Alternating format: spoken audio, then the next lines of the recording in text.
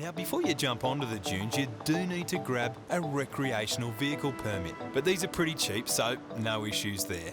The National Parks and Wildlife Service looks after the day-to-day running of Stockton Beach. We spoke to Ranger Warren Mayer about some of the things you should consider when you're here. Stockton by it is classified as a road under New South Wales road rules, so road rules apply. The dunes change regularly due to the winds. We ask people not to drive on vegetation, because the vegetation holds the sand in the frontal dune from blowing away. We also ask visitors not to drive through the shell accumulations, because they're actually Aboriginal sites and we'd like to protect them.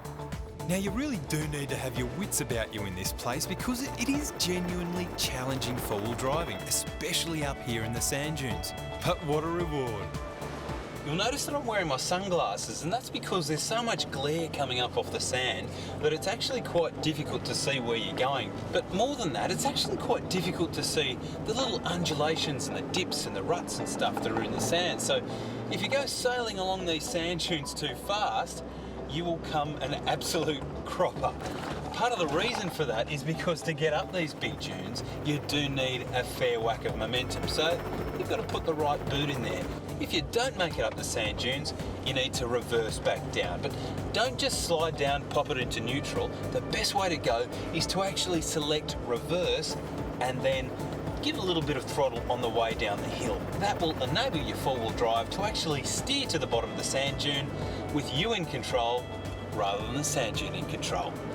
There can be a little bit of traffic around these parts, so it's a smart idea when you get to the top of those sand dunes to pause, have a look over the edge, check that it's safe, check that no one else is coming up the other side, and then drive over.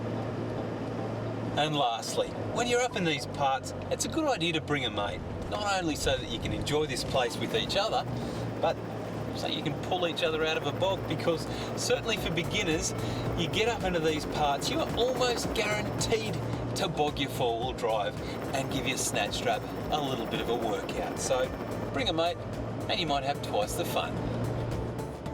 Lawrence of Arabia, eat your heart out.